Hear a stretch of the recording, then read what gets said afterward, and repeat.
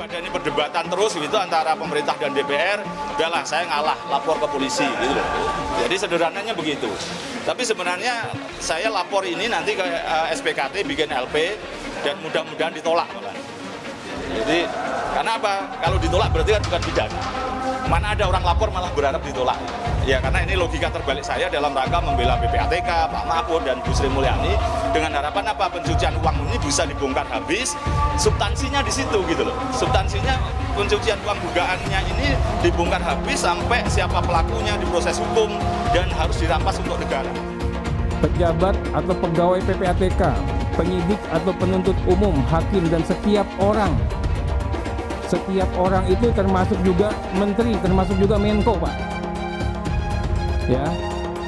Yang memperoleh dokumen atau keterangan dalam rangka pelaksanaan tugasnya menurut undang-undang ini wajib merahasiakan dokumen atau keterangan tersebut.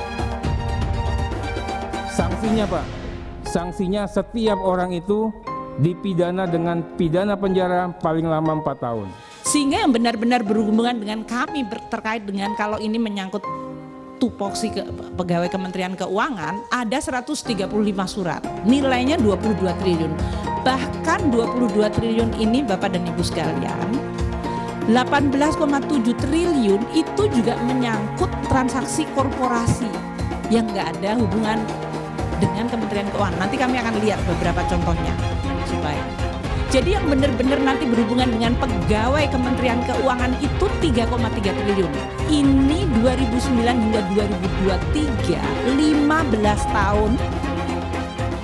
Seluruh transaksi debit kredit dari seluruh pegawai yang di-inquiry tadi, termasuk penghasilan resmi, transaksi dengan keluarga, jual beli aset, jual beli rumah, itu 3,3 triliun.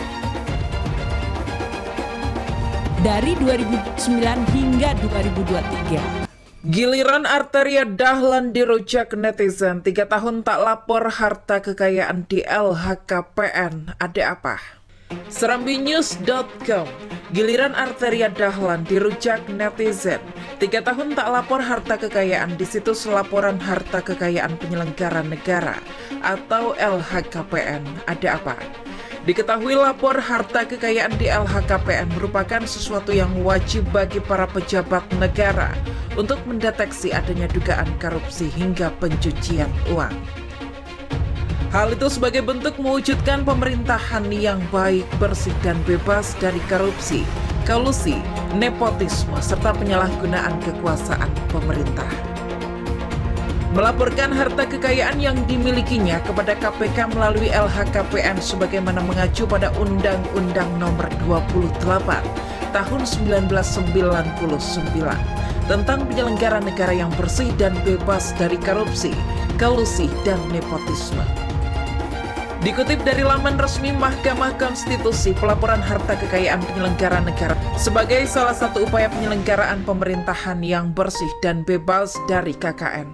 Dasar hukum pejabat negara wajib melaporkan LHKPN mereka adalah Undang-Undang Nomor 28 Tahun 1999 tentang penyelenggara negara yang bersih dan bebas dari korupsi, kolusi, dan nepotisme. Dasar hukum lainnya adalah Undang-Undang Nomor 30 Tahun 2002 tentang Komisi Pemberantasan Tindak Pidana Korupsi dan Keputusan Komisi Pemberantasan Korupsi atau KPK. Atas dasar hukum tersebut, setiap penyelenggara negara wajib untuk bersedia diperiksa kekayaannya, baik sebelum menjabat, selama menjabat, atau bahkan setelah menjabat. Penyelenggara negara juga wajib melaporkan harta kekayaannya pada saat pertama kali menjabat, mutasi, promosi, pensiun, dan juga wajib dalam menginformasikan harta kekayaan.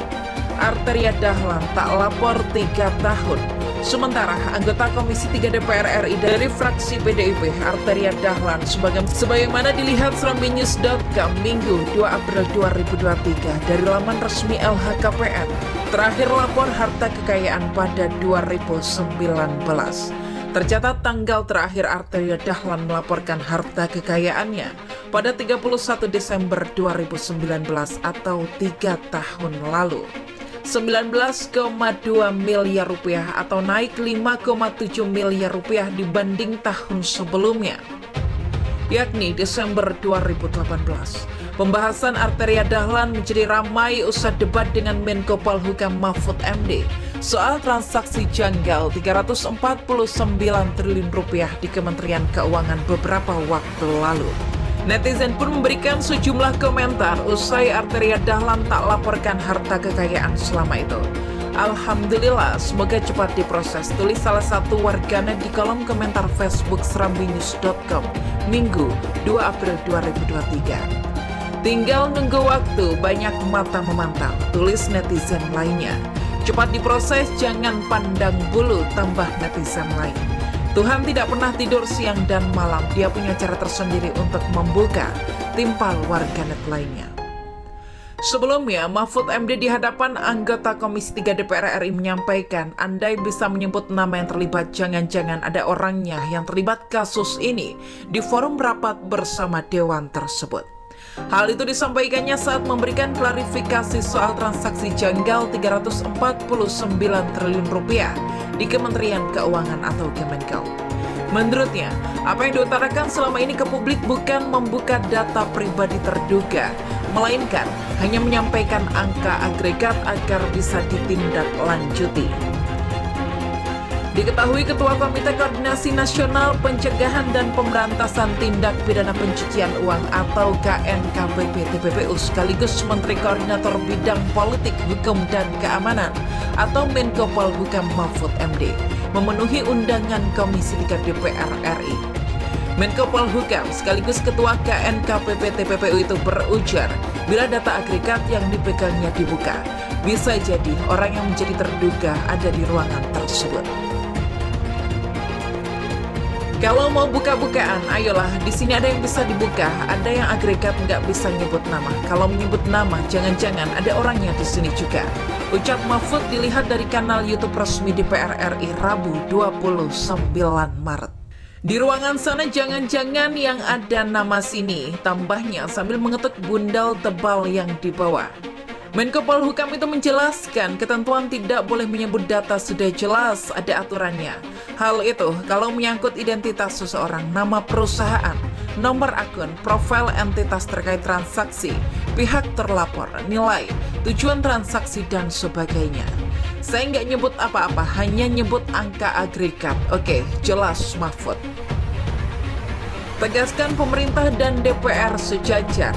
Menko Polhukam itu juga dengan tegas mengingatkan bahwa kedudukan DPR dan pemerintah sejajar.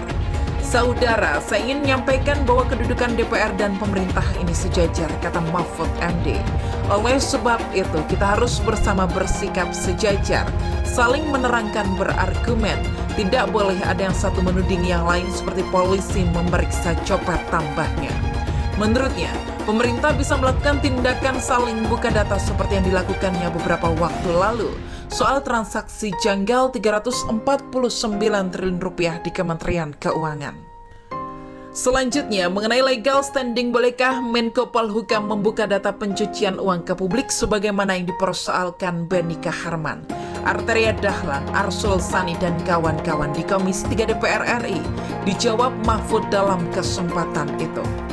Dijelaskannya bahwa kasus transaksi janggal 349 triliun rupiah yang diumumkan beberapa waktu lalu adalah bersifat agregat. Jadi, perputaran uang tidak menyebut nama orang, tidak menyebut nama akun, itu tidak boleh agregat, jelas Mahfud. Sementara yang sudah disebutkan namanya hanya mereka yang sudah menjadi kasus hukum, seperti Rafael Aluntri Sambodo, Angin Prayitno, dan nama-nama lain. Mahfud MD juga sempat emosi ketika salah seorang anggota Komisi 3 DPR ingin melakukan interupsi saat Menko Polhukam itu berbicara. Misalnya, saya membantah, lalu di sini ada yang berteriak keluar. Saya keluar, saya punya forum, ucap Mahfud dengan suara tinggi. Saya setiap kesini dikeroyok, belum ngomong sudah diinterupsi.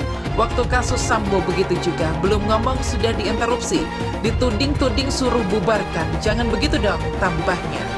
Ternyata, interupsi tersebut hanya mengingatkan ada salah seorang yang mikrofonnya mati. Hal itu kemudian sempat memecah tawa seisi ruangan rapat Komisi 3 DPR RI. Jangan-jangan disabotase ini, ucap Mahfud bercanda. Sentil Arteria Dahlan. Menko Polhukam sekaligus Ketua KNKPP TPPU itu juga mengingatkan pernyataan anggota Komisi 3 DPR RI dari fraksi PDIP Arteria Dahlan soal ancaman 4 tahun penjara beberapa waktu yang lalu. Wah, katanya ini bisa diancam dengan hukuman pidana 4 tahun, ucap Mahfud menderukan Arteria. Karena itu, lalu terpancing Boyamin itu, koordinator Maki, diaduin betul ke Kabareskrim. Meskipun dia guyon sebenarnya, biar yang dipanggil itu menjelaskan Pak Arteria, tambahnya. Kala itu memang Arteria bertanya, apa dasar Kepala Pusat Pelaporan dan Analisis Transaksi Keuangan atau PPATK, Ivan Yustiavandana, melaporkan data tersebut ke Mahfud MD. Apa dasarnya melapor ke Ketua KNKPP TPPU? Loh, saya ketua, jadi dia boleh lapor, boleh saya minta, tegas Mahfud. Loh, kamu kan ke Pak Presiden, kenapa ke ketua? Memang kenapa? Saya ketua diangkat Presiden. Ada SK-nya. Sambung Menko Polhukam sekaligus Ketua KNKPP TPPU itu. Menurutnya, untuk apa ada ketua dan komite bila PPATK tidak boleh melaporkan data-data yang diperlukan dan dirinya tidak boleh tahu? Itu bisa dihukum 10 tahun. Beranikah saudara Arteria bilang begitu ke Kepala BIN Pak Budi Gunawan? Ucap Mahfud. Pak Budi Gunawan itu anak buah langsung Presiden, bukan anak buahnya Menko Polhukam. Tapi setiap minggu lapor info intelijen kepada Menko Polhukam. Coba saudara bilang ke Pak Budi Gunawan, menurut undang-undang BIN bisa diancam 10 tahun penjara. Berani gak? Kan persis seperti yang saudara baca kepada saya, tambahnya. Kok baru ribut sekarang? Mahfud MD juga menyentil Arteria Dahlan kenapa baru ribut sekarang. Padahal tindakan tersebut sudah dilakukan pada kasus-kasus lain sebelumnya. Sudah dilakukan banyak ini, kok saudara baru ribut sekarang? Diumumkan sejak dulu, saudara diam saja. Ini kita yang mengumumkan kasus Indosuria, ucap Mahfud.